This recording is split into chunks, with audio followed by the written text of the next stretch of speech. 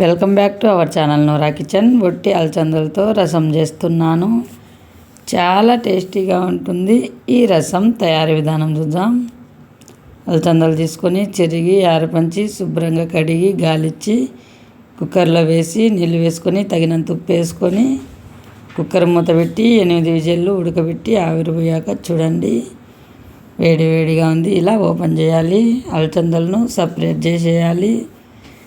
రసాన్ని సపరేట్ చేయాలి. చూడండి ఇవి అలచందలు చక్కగా ఉడికాయి. చూడండి ఇలా ఉడకాలి. ఈ అలచందలను తిరువాత పెట్టుకుంటే చాలా టేస్టీగా ఉంటాయి. రసంలో చింతపండు వేసుకోవాలి. వేడి రసంలో ఇలా చింతపండు వేసి కలుపుకోవాలి.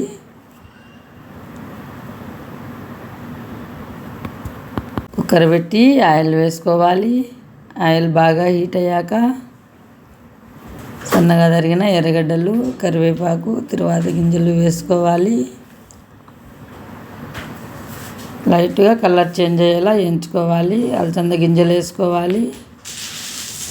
కొన్ని అలచంద గింజలు వేసుకొని ఇలా వేయించుకోవాలి. అల్లం తెల్లగడ్డ పేస్ట్ వేసుకోవాలి. పచ్చి వాసన పోయేట్టుగా బాగా వేయించుకోవాలి. ధనియాల పొడి 1 టేబుల్ స్పూన్ వేసుకోవాలి, వేయించుకోవాలి. కారపొడి 1 టేబుల్ స్పూన్ వేసుకోవాలి, వేయించుకోవాలి. పసుపు పొడి 1 టీ స్పూన్ వేసుకోవాలి, వేయించుకోవాలి. ఇలా బాగా పచ్చివాసన వేడిగా వేయించుకొని కొబ్బరి పొడి వేసుకోవాలి. ఇలా వేగనివ్వాలి. ఇలా వేగిన తర్వాత రసం వేసుకోవాలి. ఉడికించిన రసం చింతపండుది. ఇలా కలిదిప్పుకోవాలి. రుచికి సరిపడా సాల్ట్ వేసుకోవాలి. ఉడికించుకోవాలి. చాలా టేస్టీగా ఉంటుంది ఈ రసం.